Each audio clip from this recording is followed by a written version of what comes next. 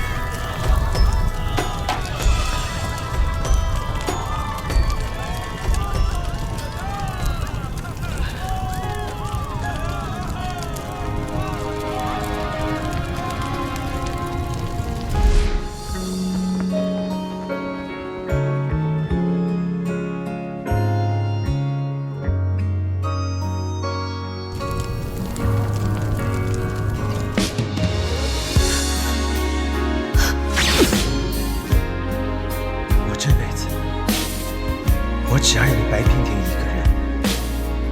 我朱北界，敢对月起誓，永不分离。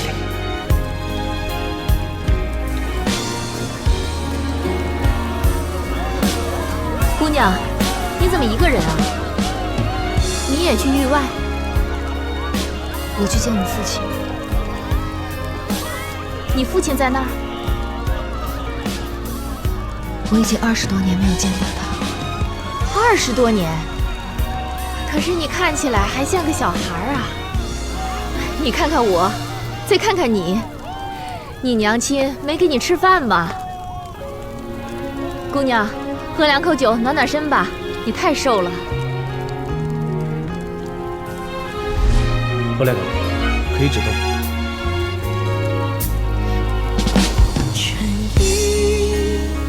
再次望成雪花，岁月将人拆成片啊。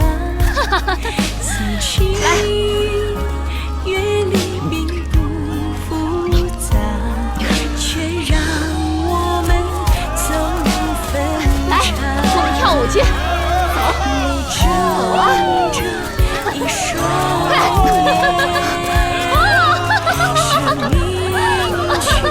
当风沙，披荆棘，骑白马，却怎么也越不破所用的芳华，在剑下想留一丝情挣扎。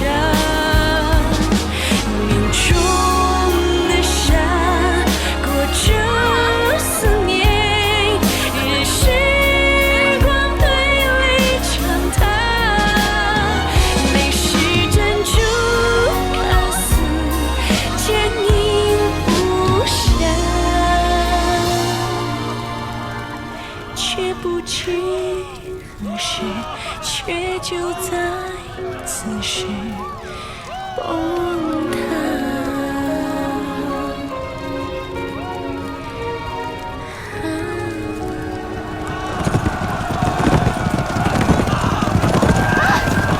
有土匪来了，快跑，快跑啊！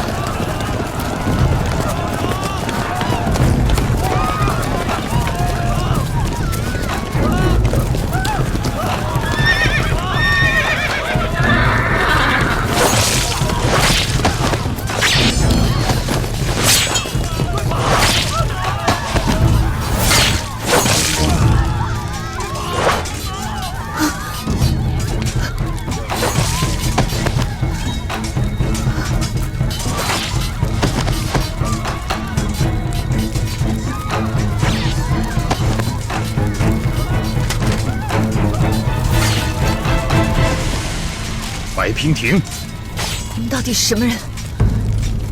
镇北王命我来送你上路。白平亭，早晚有一天，你也会尝到这锥心之痛。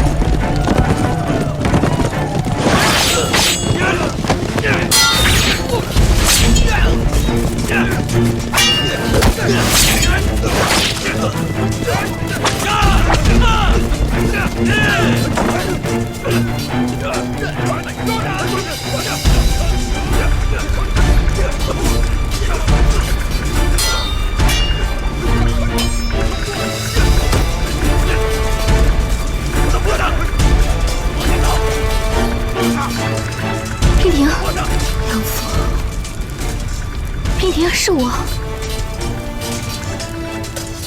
娉婷。来，把箱子都抬进来啊！哎，你们小心点儿。哎，将军，将军夫人好辛苦啊！将军，你又笑话我。本来答应你带着你归隐，结果又让你跟我一起奔波劳碌，会不会怪我？会啊，我可生气了，我都快气死了。但一路归来，所到之处，老百姓沿街欢送，对将军的爱戴溢于言表，我才知道，将军不是我一个人的，是整个大梁的骄傲。如今大梁有难，将军回来是理所当然的事儿啊。我的好夫人呐！将军，别闹了，快放我下来。将军，这么多人看着呢。好了好了，我去看娉婷去了。哎，夫人，那个姑娘不简单呐。昨天那帮劫匪不像是为了财，而是冲她这个人去的。如果她没什么事儿的话，你让她早点走吧。我马上要走了，你一个人在家我不放心呢。你又要走啊？这么快啊？军情紧急，刻不容缓呐。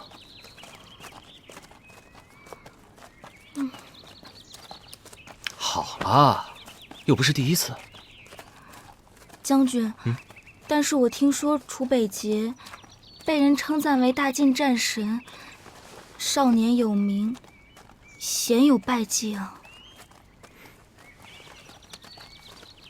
我向你保证，我一定会像往常一样打个胜仗，很快就回来了。那你记得给我写信啊。好，每天都写。好。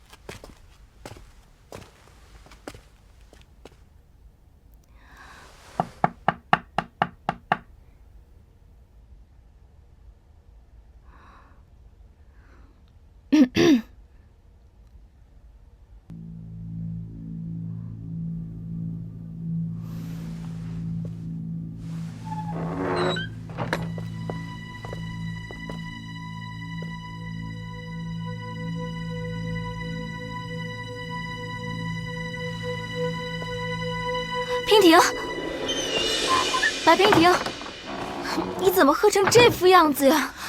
你看看你。养父，我这是在做梦吗？你都喝成醉猫了，你看看你，你赶紧起来，地上多凉呀！快点，来，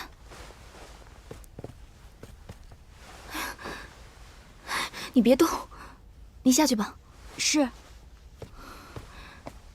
哎呀，你坐好了。你看看你喝了多少酒啊？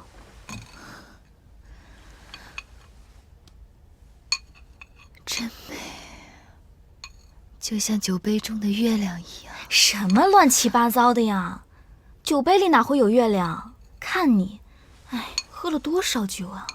你赶紧把这个解酒药给喝了。娉婷，你可真有本事，一个没有酒量的人敢喝这么多酒。没人管你吗？你那个走到哪里都会把你捧在手心里的小金安王呢？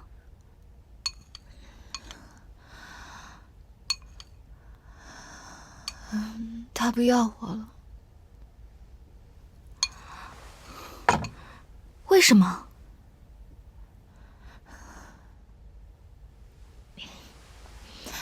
杨峰，你弹首曲子给我听吧，我喜欢听你弹曲子，就像小时候一样。你弹一曲，我弹一曲，从清晨弹到黄昏，无忧无虑的，多好呀！你呀，你怎么还是老样子呀？你把所有的事都放在心里，从来都不跟别人讲。你呀，这一辈子把痛跟苦都烂在心里，以后你死了，别人把你的肉给切开，发现全是烂的，我都不会惊讶。杨峰，你怎么这么狠毒？我死了还要把我的肉切开啊？你还说我狠毒，真不知道你这个闷葫芦里卖的是什么药。你知道为什么你的身体没有我好吗？就是你心眼太多。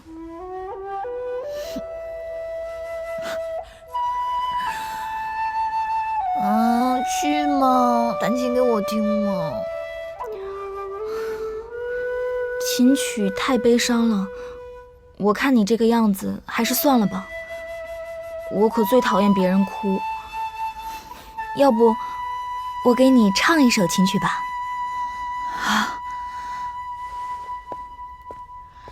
与君初相见，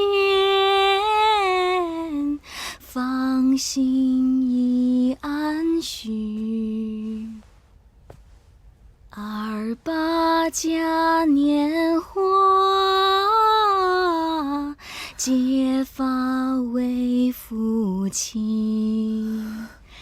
愿执子之手，恩爱两不疑，与子共偕老。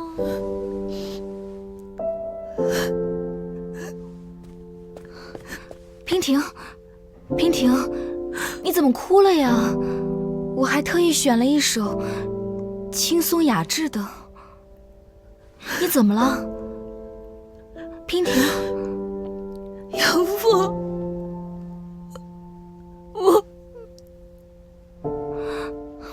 我懂了。像你这么聪明的姑娘，谈起感情还是束手无策的。没事，娉婷，你说出来，你说出来就没事了，好吗？是我的错，我不该爱上他。他是谁啊？你说呀，他是谁啊？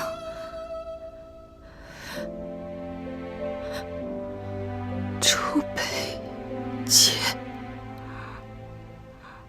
楚北洁，大晋的战神，楚北洁。对。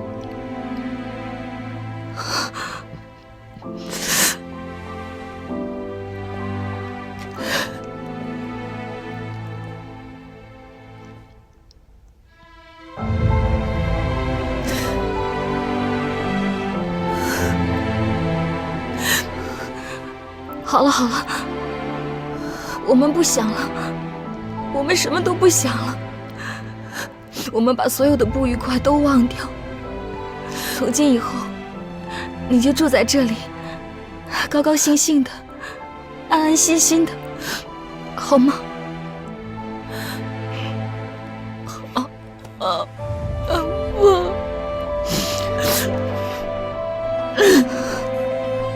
你我从小都是孤儿，我们两个从小情同姐妹，我的家就是你的家。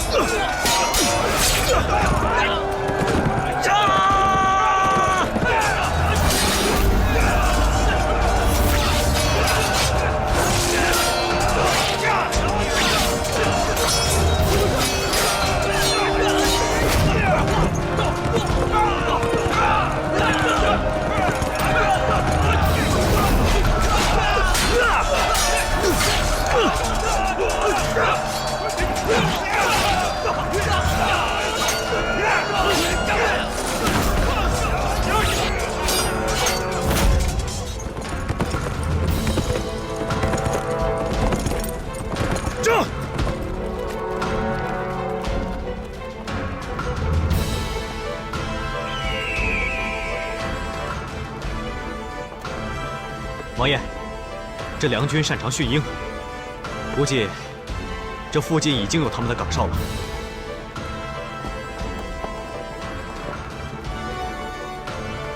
默然，你率一队精兵，翻山越岭，先行入境。无论白姑娘是生是死，一定要给我找到她的下落。默然得令，撤！撤！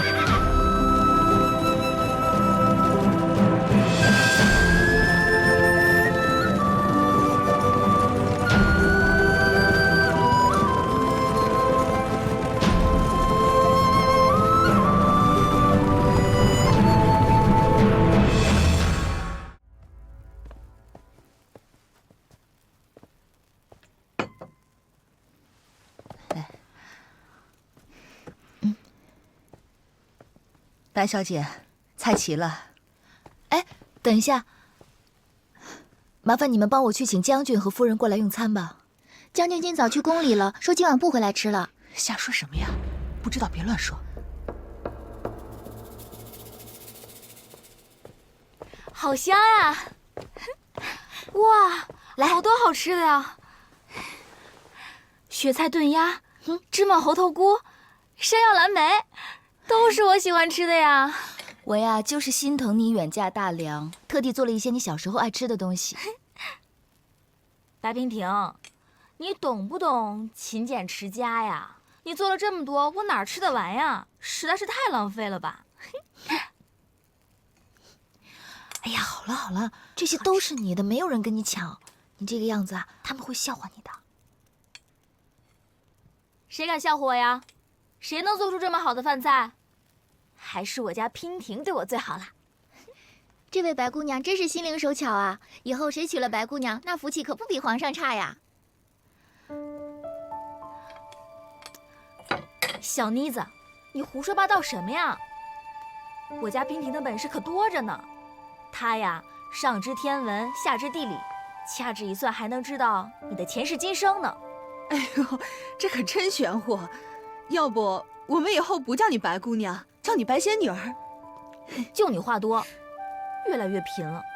你们快下去吧，我跟娉婷有私话要说。是。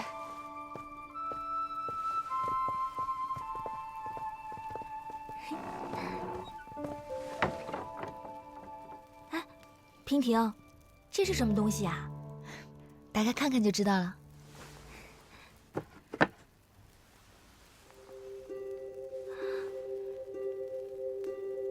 娉婷，你竟然记得我喜欢吃这个。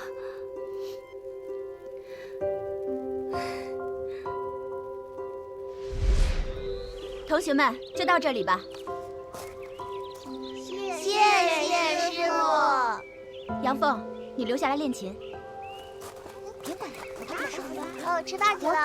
我们啊，等等我，快点，快点，来啦！我都饿了，走，快跟上。我也是。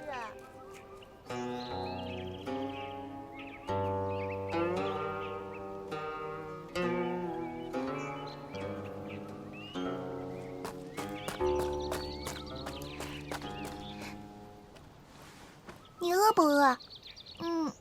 给。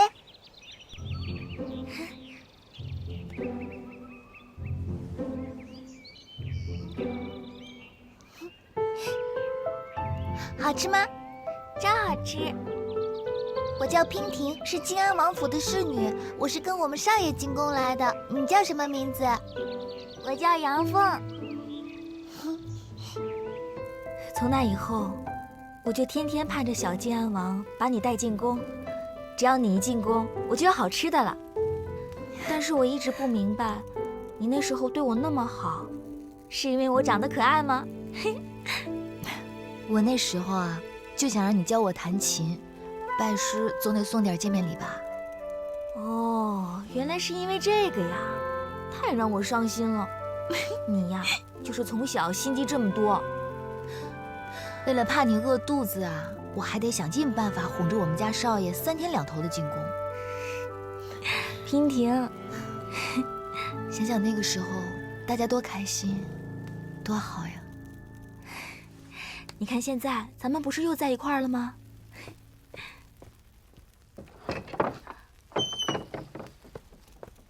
夫人，将军来的信。你先下去吧。是。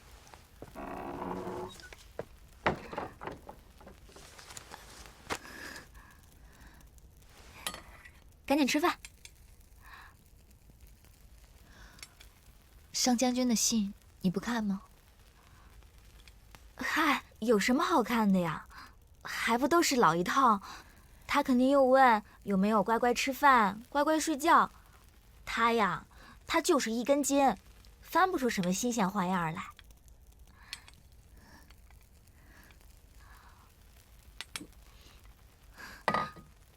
你看，我边吃跟你边聊，把自己肚子都快撑破了。不行，我得回去躺一会儿，我一会儿再过来找你啊。梁王这次匆忙召上将军入宫，可是因为禁军来袭。为什么不告诉我？因为上将军的对手是楚北捷，是吗？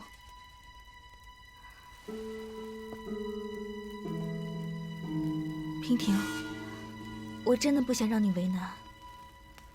怎么样，战况如何？娉婷，我知道，上次楚北捷答应的5年不侵犯燕地的女军师就是你。我知道你很聪明，很有耐性，但是这一次，我是真的不想让你把自己给搭进去。无论你选择哪一边，你都会为难。娉婷，我真的不想看到你受伤。你就不能做个平平淡淡的女人吗？那些都是男人的事儿，是大晋和梁之间的恩怨。这份重担，你没必要承担的。告诉我战况如何？你没有听到我说话吗？好吧，应该还没有开战。那我问你，如果开战，楚北捷跟泽义，谁会赢？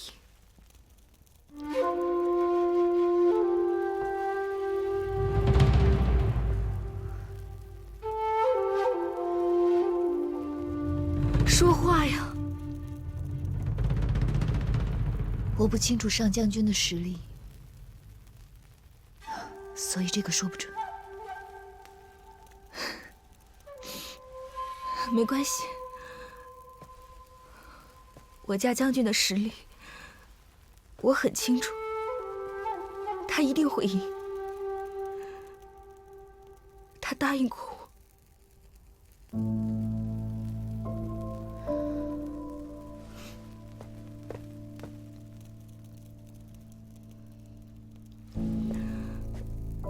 娉婷，我想这2天我们还是不要见面了。我怕我会忍不住来求你。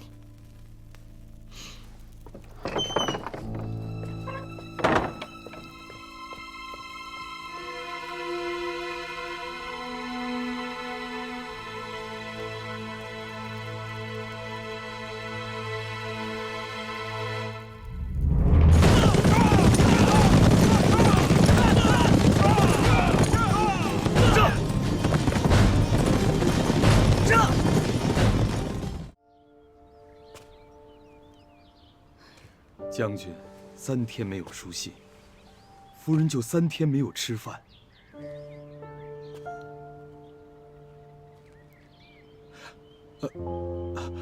白姑娘，听说您是夫人儿时的玩伴，她不听我们的，却不一定不听你的，请白姑娘过去劝劝她吧。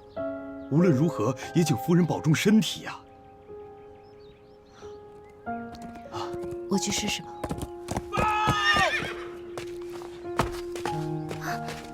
夫人，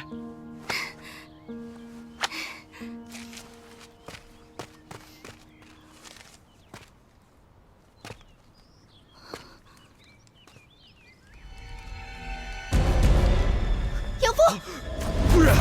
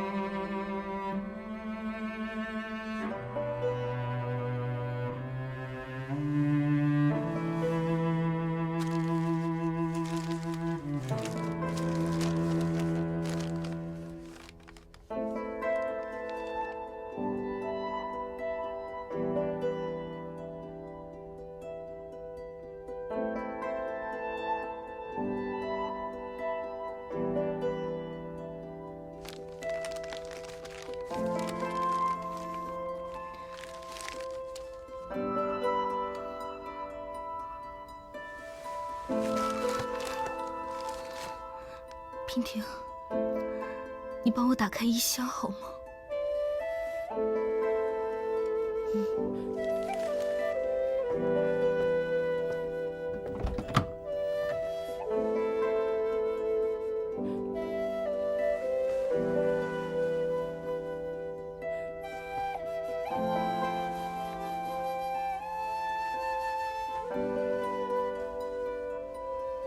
我早就想好了，如果他活不了，我也活不了。这件衣服是将军年初送给我的，很漂亮，我都舍不得穿。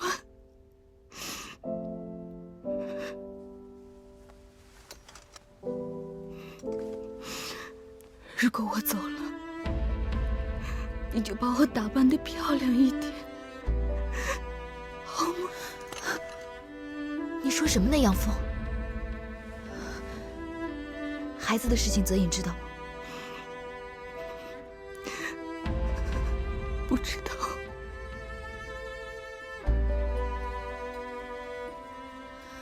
你自己摸一下，这里住着你和泽隐的孩子，他才2个月大，最需要母亲的保护和呵护了。答应我，每天都要准时吃饭，按时睡觉，每天都要跟他说话，唱歌给他听。你一定要让他安安心心的在这里长大，顺利的出生。这是你的责任，你知道吗，养父？娉婷，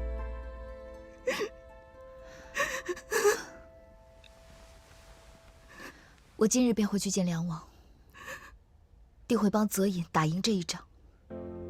我不会让孩子一出生就没有父亲。不，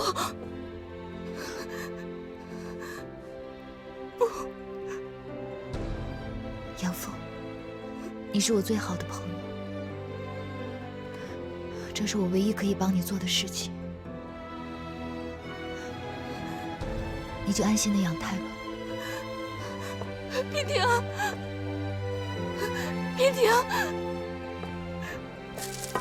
娉婷，魏婷，帮我备马车。是。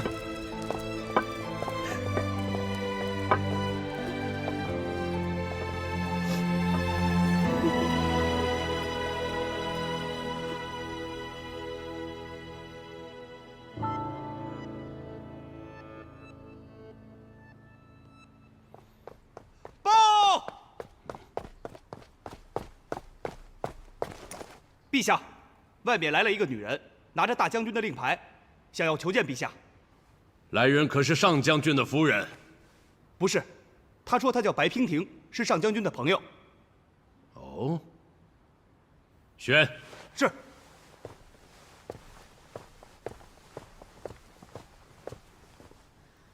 民女白娉婷参见陛下。民女受上将军夫人之托，前往堪布。与上将军一起守城，特此前来，想请陛下赐予我兵符。荒唐！你是从哪个石头缝里蹦出来的？白兰人、阉人，我凭什么把军权交给一个我从不相识的异国女人？我就是那个与楚北节定下5年之内不犯燕地之人。哦。竟然是你！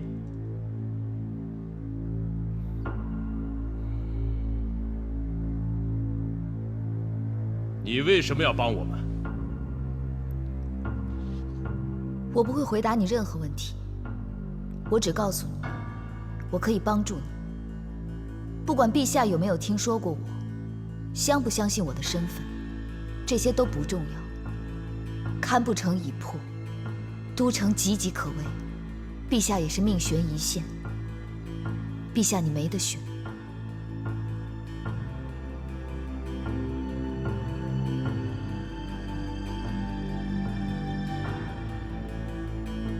好，寡人暂且信你，但你……陛下要答应我3个条件：第一，不许任何人打探我的来历；第二，若是大晋败退，我要立刻抽身。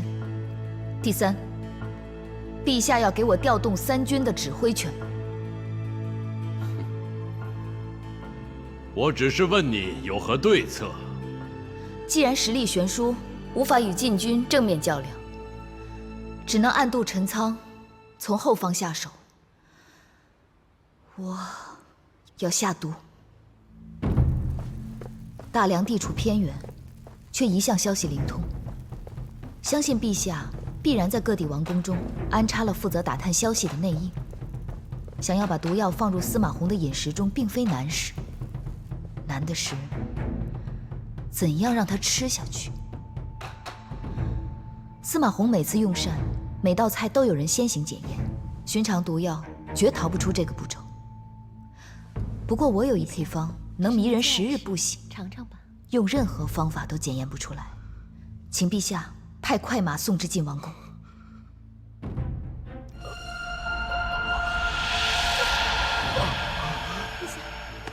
只要在司马弘昏倒的同时，我们把晋王宫内乱的谣言传出去，楚北节得到消息，定会立即退兵，回建康城安定内乱。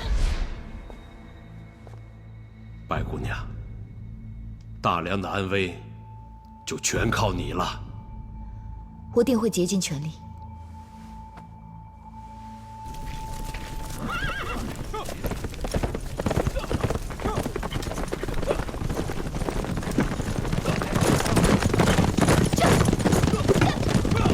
集结兵力，在此布防。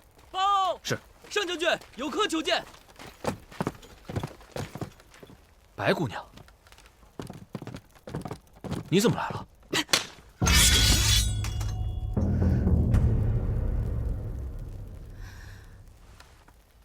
这是你写的。若涵，带人先下去。是，走。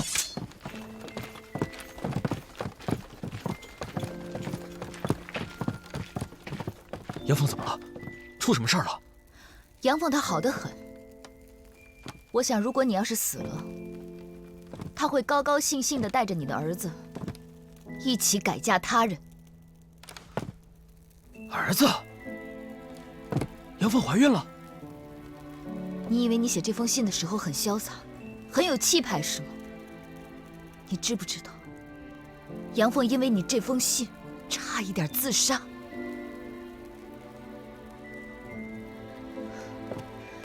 一个男人，如果连自己的妻儿都保护不了，还谈什么保家卫国？一个连妻子都保护不了的男人，又有什么资格保护自己的国家？你这又算是什么英雄？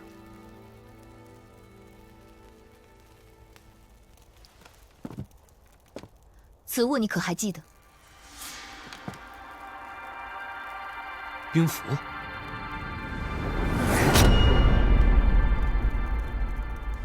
梁王已将此物授予我，如今三军听我调遣，但除了必要人等，不得将我的来历泄露出去。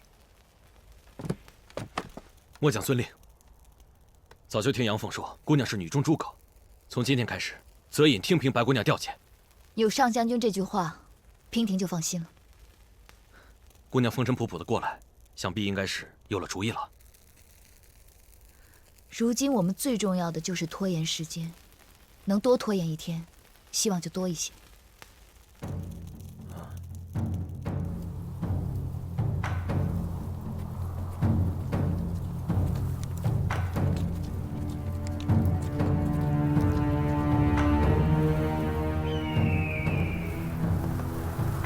楚北捷乃是当世战神，之前在青燕的时候，我就已经领教过他的功夫。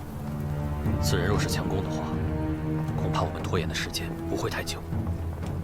若是他主动出兵，堪不成必破，所以我们也不能坐以待毙，必须主动出击。梁与大晋向来井水不犯河水，你晋军突然发兵，师出无名，逆天而为，大梁将士人人得而诛之，必血战到底。哼，师出无名，到底有名还是无名？你最好问问你的大王，或者你死后，我替你问他。我大晋数十商队、数百良民、数万钱财都去哪儿了？你大梁派军抢掠烧杀，扰乱我大晋商路，如今还敢叫屈？一派胡言！我从未听说过此事。若你能证明杀人越货者不是梁军，我楚北捷自会立即退兵。但在此之前，请恕亡命难违。杀！杀！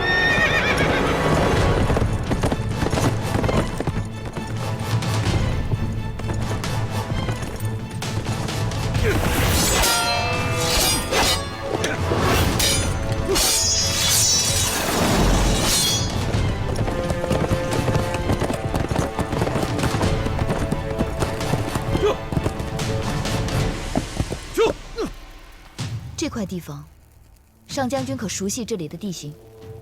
百里茂林，正是。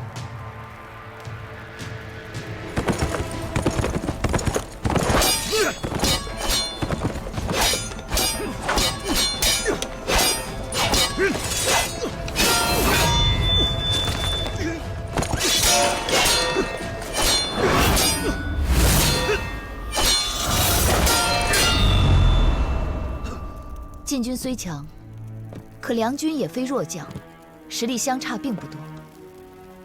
梁军怎会连连败退？我梁军善战，可那楚北捷太强。第一次交锋的时候，楚北捷亲自交阵，我梁军派出了第一猛将蒙初，结果被他3招斩于马下。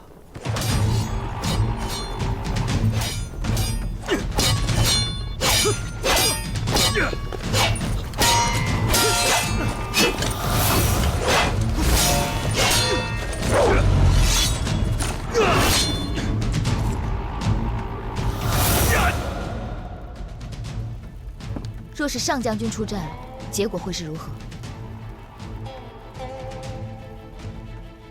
？10招之内，尚可抵挡。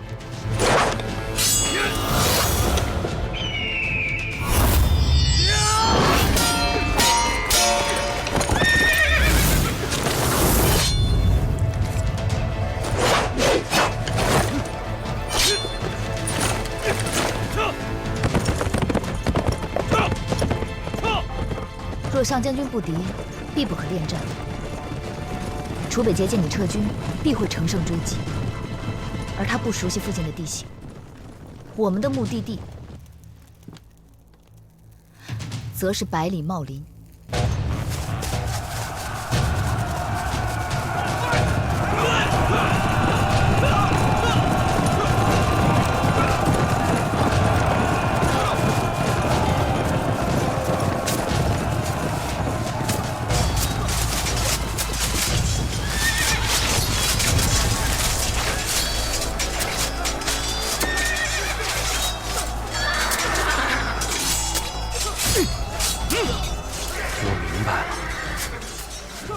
茂林之中荆棘丛生，枝叶缠绕，但是我们的战马身形矮小，四体有力，在这样的环境当中，一定比他们更加灵活。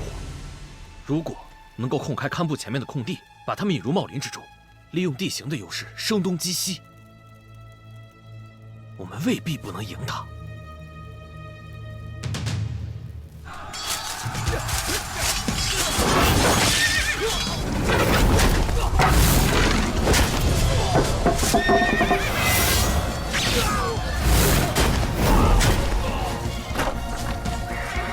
撤退！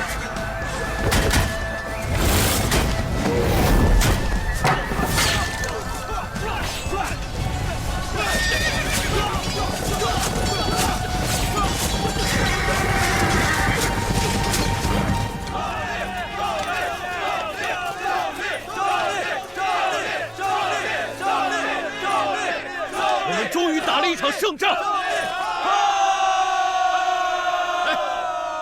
大家不要松懈，咱们还要再接再厉。今天虽然只是一场小小的胜利，但是事实证明，楚北节并不是战无不胜的神，咱们可以打败他，并且已经打败他了。今后，不管是谁，若敢犯我大梁，咱们一定要携起手来，把他们给赶出去！赶出去！赶出去！赶出去！赶出去！赶出去！赶出去！赶出去！赶出去！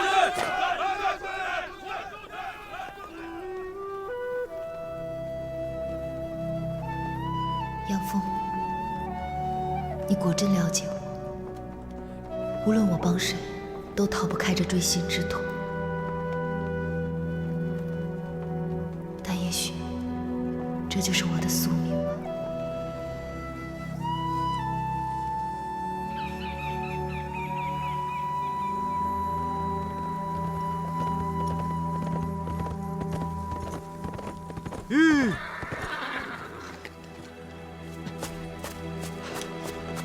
王爷，王爷，已得到确切的消息，白姑娘被良将泽隐给救了。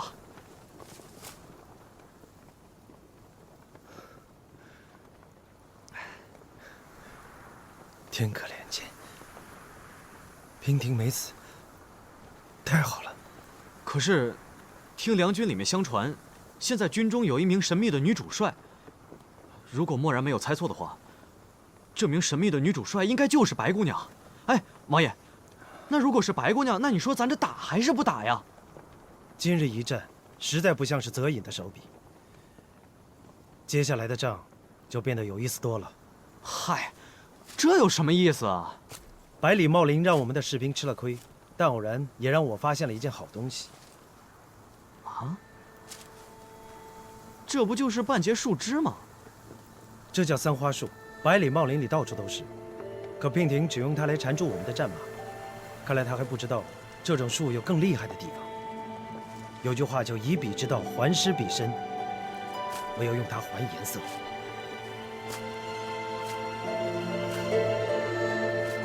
娉婷，相信你不会让我失望。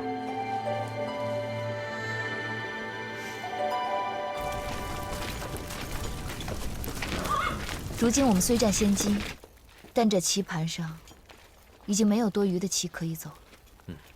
可是这场胜利对我们来说至关重要。如今将士们的士气都被提起来了，大家都非常有信心。虽说不一定能胜，但接下来楚北节的日子不会好过。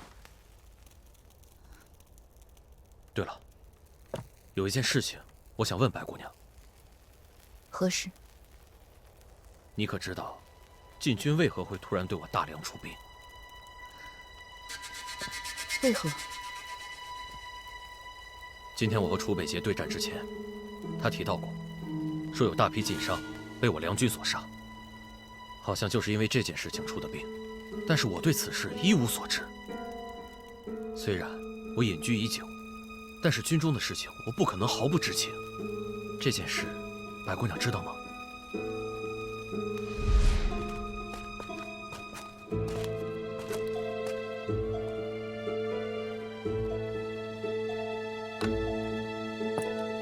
没有钥匙，你怎么打得开？怎么？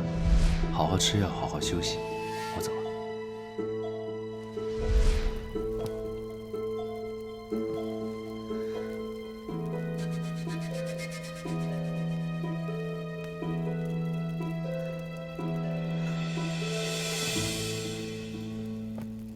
不曾听说。此事我会派人查个清楚。今日楚北节吃了败仗，肯定士气低落，他不会这么快发动进攻的。白姑娘劳心劳力，就早点歇息吧。末将告退。上将军慢走。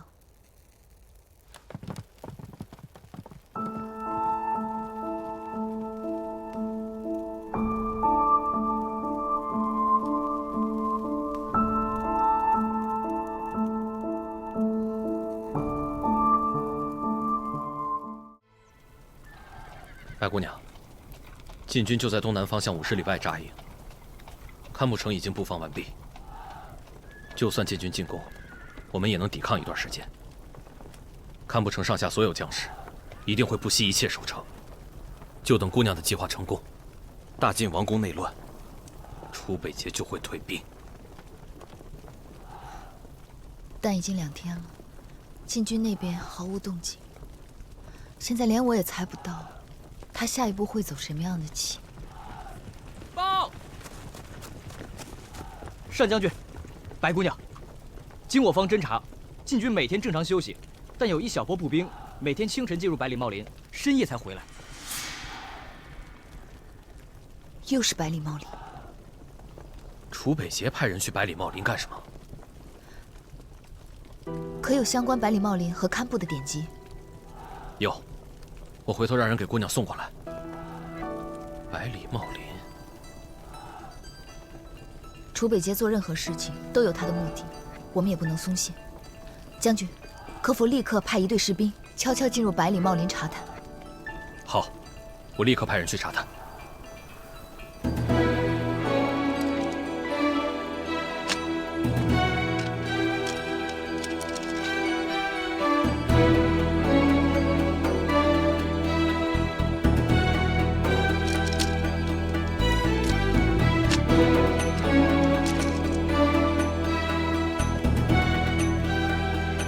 站住！怎么还有这么多书啊？这些书都是姑娘要的。翻那边吧。哦。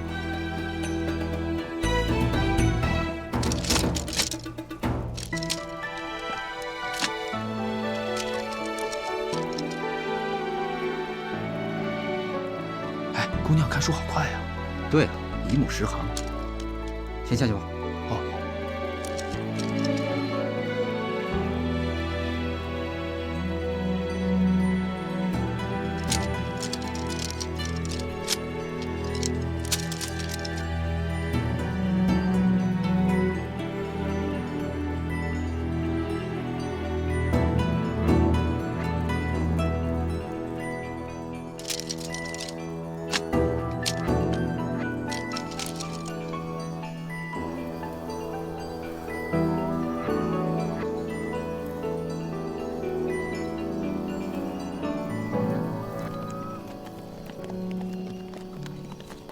千万不能马虎，一定要做好布防。好。将军，白姑娘起了吗？白姑娘一夜未眠。什么？一夜未眠？我真担心白姑娘的身子挺不住啊。找到了，找到了！我知道了，是毒蜂。毒蜂？上将军，请看，这典籍中早有记载，百里茂林中有一种特殊的毒蜂，它毒性奇强，可以夺人性命。之所以生活在百里茂林，是因为百里茂林里有他最喜欢的三花树。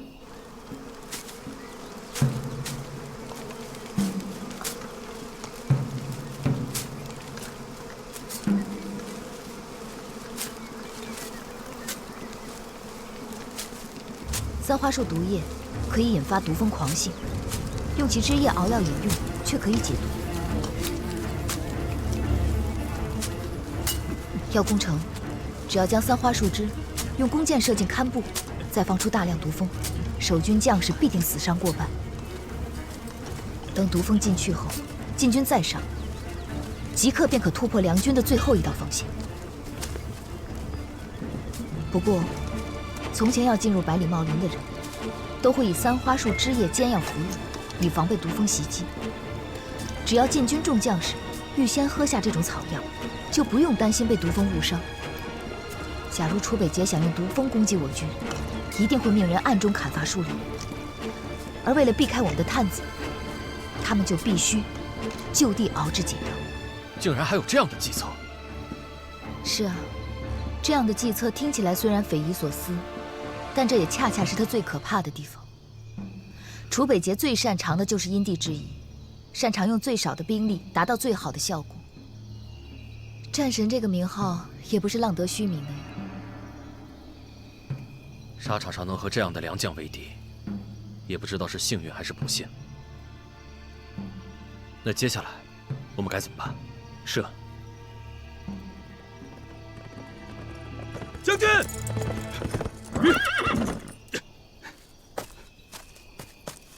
启禀上将军，末将已经查过了百里茂林，发现晋军在里面砍三花树枝熬药，他们保留了树林的外貌，从外面看是完全看不出来的。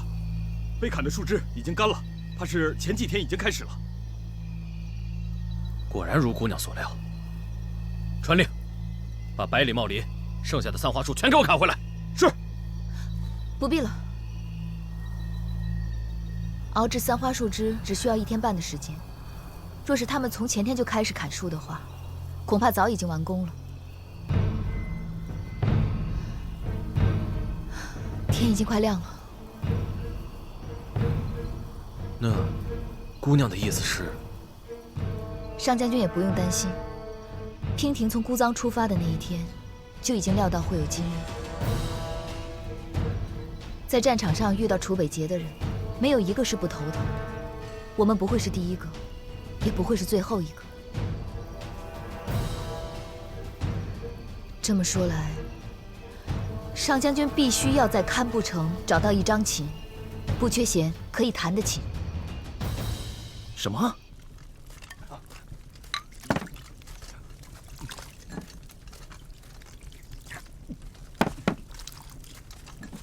每个人都喝啊！是。好，都喝了。是。不然会被毒蜂蛰的。是。喝完之后去那边取剑。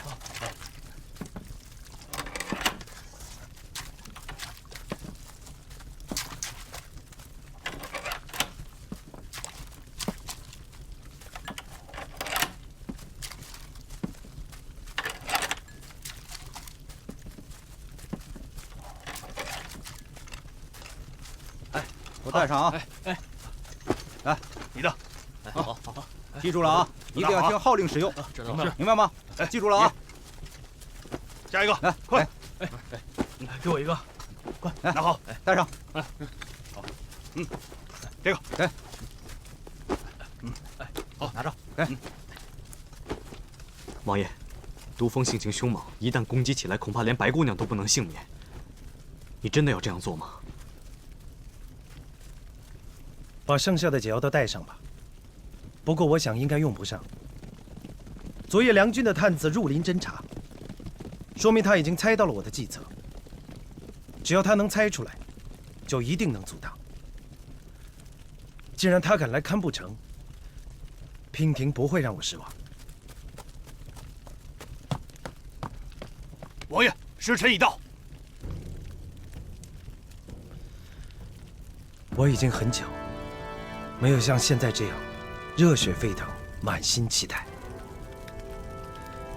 今天一定是特别的一天。堪布攻城一役，即将成为我永生难忘的一役，我志在必得。出发！是。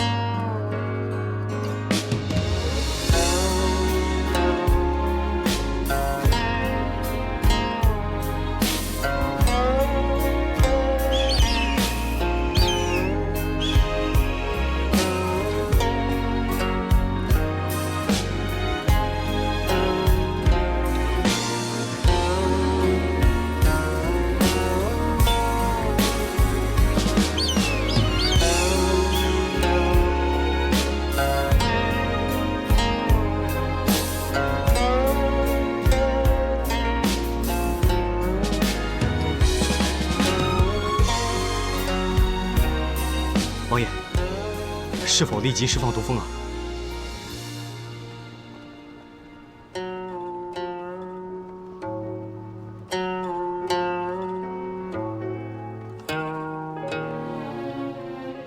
张焕，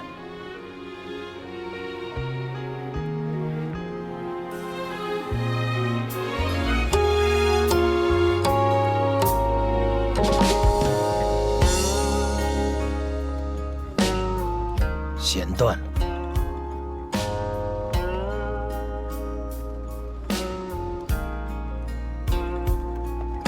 王爷，这是第2根了。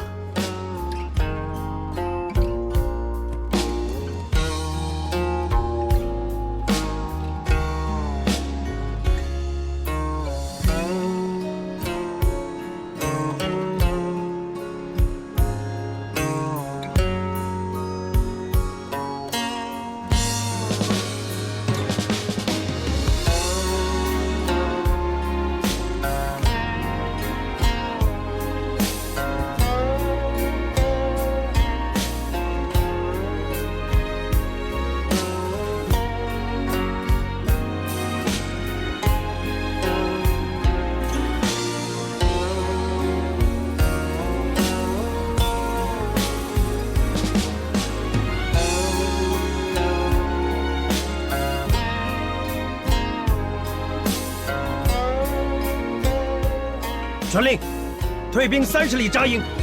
是。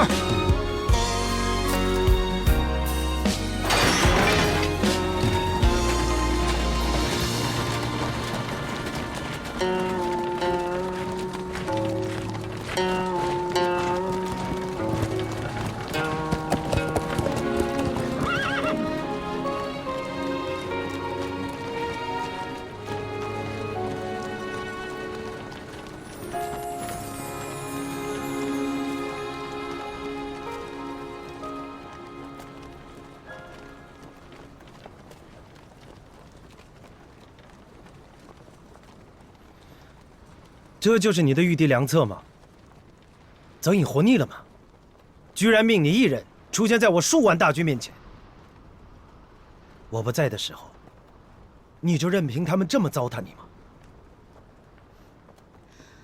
王爷，娉婷才是这一场仗的主帅，和泽隐将军没有任何的关系，又何来糟蹋一说呢？再说了，不管计策的好与坏，只要能让王爷退兵，就是好策。娉婷这不是做到了吗？攻心之计，胆大妄为。若是王爷真的在众目睽睽之下用毒蜂之计害死了娉婷，那恐怕就会激起梁军最后的热血。到时候，就算你们能拿下堪布城，城中的所有军民，恐怕都会让你们伤亡惨重的。再说了，若是梁国百姓知道我一介女流之辈，为了保护堪布城而被你残忍杀害的话，想必梁国所有的百姓和将士都会奋起反抗的。哀兵之勇，王爷，你要比我更清楚吧？如果激起了一国人民的热血，就算有再强的兵，怕是王爷也镇不住。所以你就以身犯险。若不是王爷剑走偏锋，娉婷也不会出此下策。确实是下策。你在逼我退兵的同时，也对全天下通告了我楚北节的致命伤。经此一战，所有人都会知道，我楚北节心之所爱，无论做什么事情，我都绝对不会让白娉婷成为我的牺牲品。你是谁？真北王命我来送你上路。不会让我成为牺牲品。娉婷原以为王爷之言句句真心，没想到也只能付之一笑。王爷如此哄我，难道是因为怕输吗？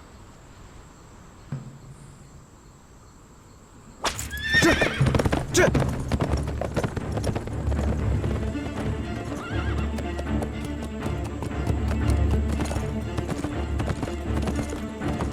本王问你，晋梁大战与你何干？为什么要帮大梁人？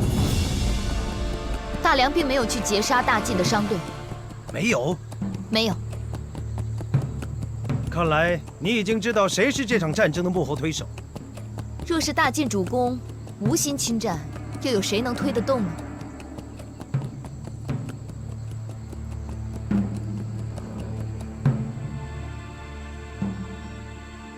我们各为其主，立场不同，我也不逼你。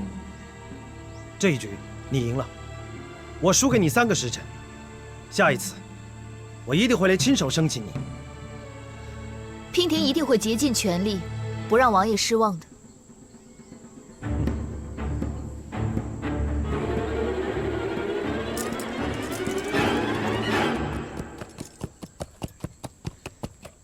堪布城已经是一座空城了。而梁军也转移到百里茂林。你的空城计已经唱完了，还一个人留在这里干什么？这里离百里茂林不近，上马吧，我送你一程。多谢王爷好意，不用了，娉婷自己会走。3个时辰之后，我们才是敌人，到时候我可不会手下留情。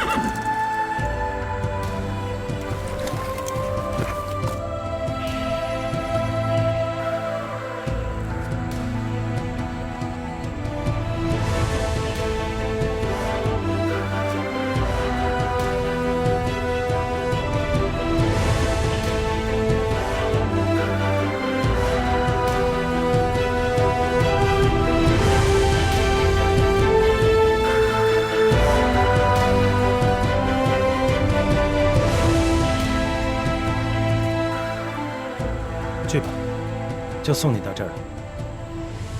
我不跟泽英打招呼了，反正很快就能见面。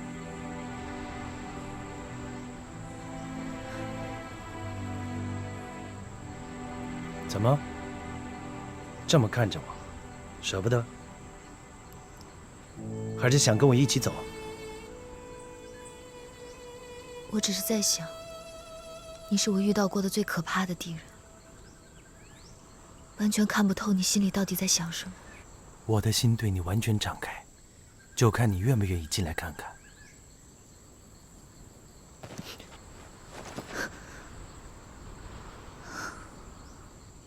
你看，你都不愿意来看，却抱怨看不透我心里在想什么。两军对垒，你我是双方主帅，还请王爷不要再胡言乱语了。我对你说的每一句话都是真的。你好自为之吧。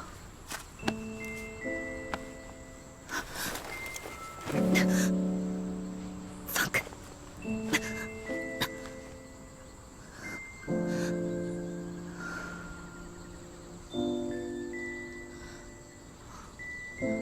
楚北杰，你救了我这么多次，我欠你的太多了。若是这一战，你真的因我而死，我一定会随你一起去，把这条命赔给你。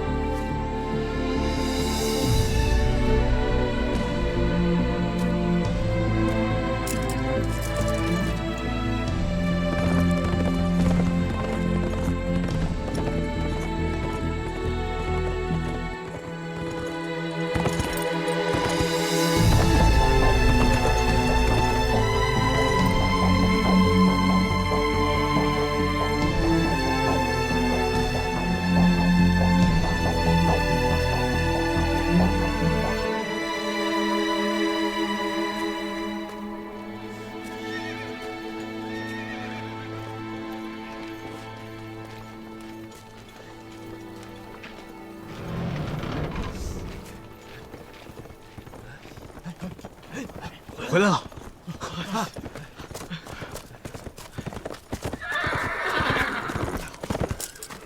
王爷，你可算是回来了。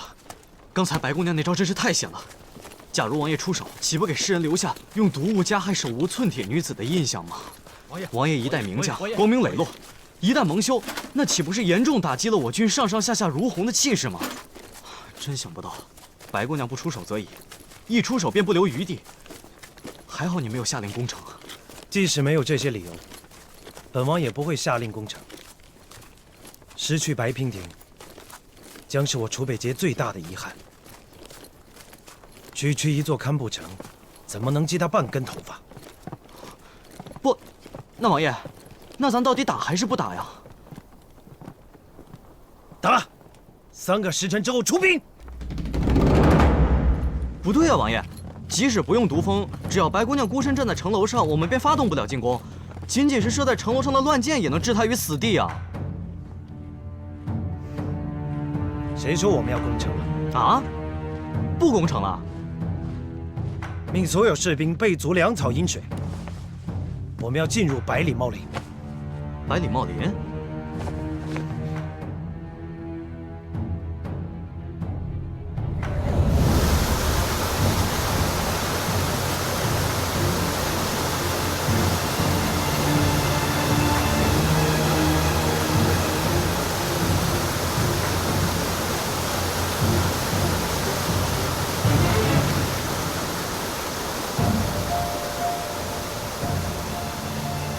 漠然，如果换成了你是梁军主帅，你会怎么应对晋军？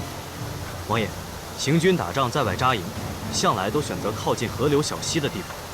为了方便士兵战马取水饮用，会抢先站稳水源，在水中下毒，让敌军失去战斗力。之后再利用山林掩护，分拨游击，阻止我军上山。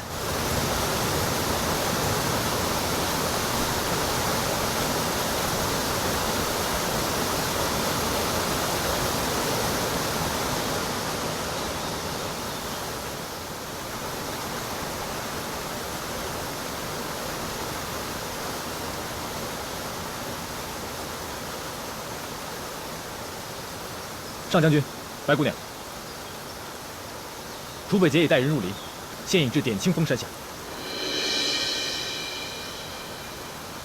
点清峰下，我刚正与上将军商量，他在点清峰山顶扎营作战。这里便是点清峰6条清泉的水源。若寒将军，你现在立刻派人去山腰处，在这6条清泉中下毒，断了敌军的水源。白姑娘好计策。楚北捷初入百里茂林，对当地的地势并不了解。我们在他们弄清楚之前，先在水中下毒。一旦断其水源，他们一定支撑不了多久。到时候无法找到无毒的水源，怕是军中只会奄奄一息，军心涣散。到时候我们在天色的掩护下率军杀入，也让楚北捷尝尝我们大梁男儿的厉害。点清峰是百里茂林的制高点，也是山中所有水系的源头。梁军帅帐定会驻扎在山顶，传令下去，禁止任何人饮用山间泉水。战争，战的是人，算的是心。我这一招啊，若是用在别人的身上，定能成；可若是用在楚北捷的身上，我也没有几分把握。姑娘，为何用在别人身上可以，用在楚北捷身上就不行呢？只因为他是楚北捷啊。若我们的对手不是楚北捷，早就不用在这里苦战了。百里茂林，沿堪布山脉延绵近百里，范围极广。即便梁军有5万之多，可一旦藏进茂林之中，若按寻常方法寻找，我们要知道他们的踪迹也难如登天。楚北捷思虑周全，他出来堪布，就在百里茂林吃了我一次亏，之后就立刻想到用百里茂林来反攻，还想到了用毒蜂攻城这个计策，害我们险些中计。如今，他又怎么可能不派人先探查清楚，掌握百里茂林的地形？默然，你将我军兵力分为6支，互为养护，互通信息，分别沿点清峰的6条水脉建立营地，但不能扎营。梁军必定会派探子在外游弋，我们只需要在他们面前出现，他们就会主动来袭，等蛇出洞，给他一个迎头痛击。若是我们以为仅仅占据了一个水源就能让楚北捷栽跟头，那今晚被俘的可能就是我们。姑娘说的对，是我们想的太少了。将军，还请你立刻派几拨人出去探查敌军在哪里扎营，一旦有消息就立刻汇报。越是在这个时候，我们就越是要仔细小心。王爷，这是诱敌之计，风险也未免太大了吧？即便我军沿着河流建造营地，这也只是在撞运气，更不可能知道他们在短时间内会攻击我们。王爷，此计最适合与敌军周旋，但是我们的粮草和饮水都很有限，一旦耗尽，岂不是正中敌人的下怀吗？王爷，为什么不速战速决？如果能不战而速决，岂不更好？不战速决？除此之外，我军还应该派出小股的队伍，在山林里四处散开，去搜索敌军的踪迹。一旦发现敌营，就从4面8方开始骚扰，这样也可以模糊敌军的视线，让他们不知道我们到底在哪里扎营。在骚扰之下，也可以让敌军分身乏术，以拖延时间。我们已经切断了敌军的水源，再加上这样的拖延战术，此战便已胜了大半。若寒明白。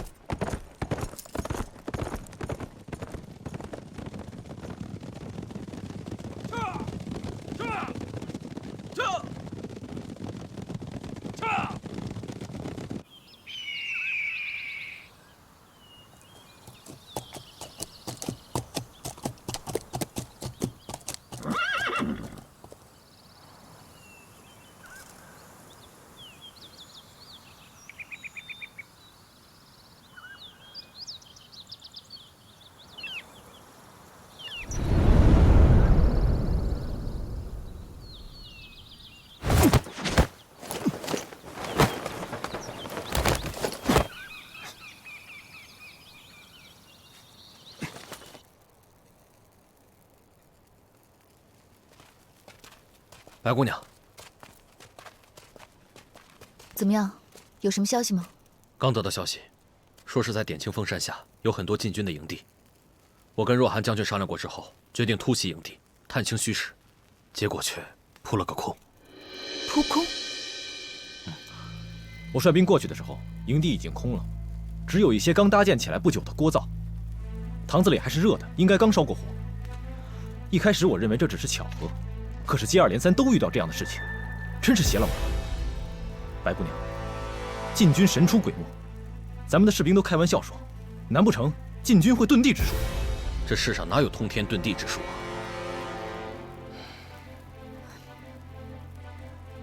不对。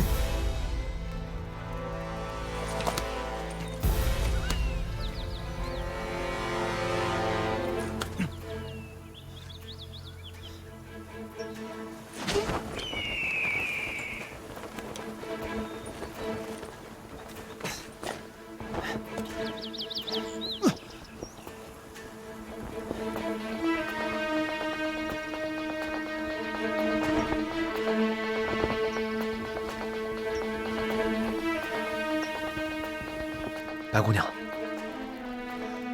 他们一定是在掩护谁？掩护？掩护？道理很简单，若他们真的是在安营扎寨，而我们又是突袭，他们不可能事先得知跑得这么干净，这分明就是诱敌周旋之计。白姑娘的意思是，禁军不打算跟我们交锋，而是在跟我们周旋。正是。楚北捷不想与我军正面交锋，可他们的手里又没有了洁净的水源，只有粮食，他们也撑不了多久。拖延对敌军来说并非上策，除非他们是在声东击西，吸引我们的注意力。他们到底是在掩护谁呢？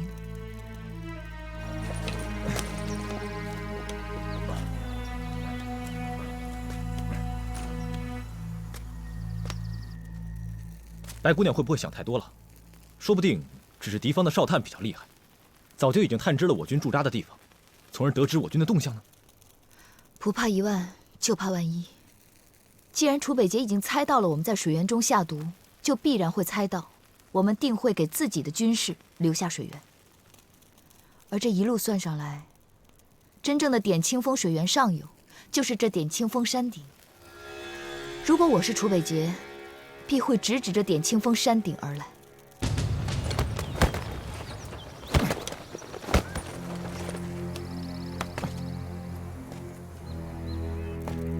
可点清风的半山腰早已埋伏着我们的人，若楚北捷带人上山，立刻会被发现，又何来掩护之说？上将军，这点清风除了我们的步兵之处，还有没有别的路可以上山顶？有，云崖索道。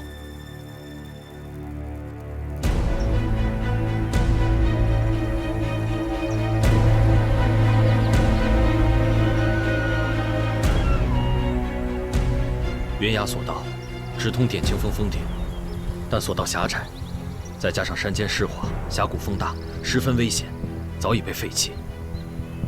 如今只是猿猴已兽的捷径。要想过军队，是万万不可能的。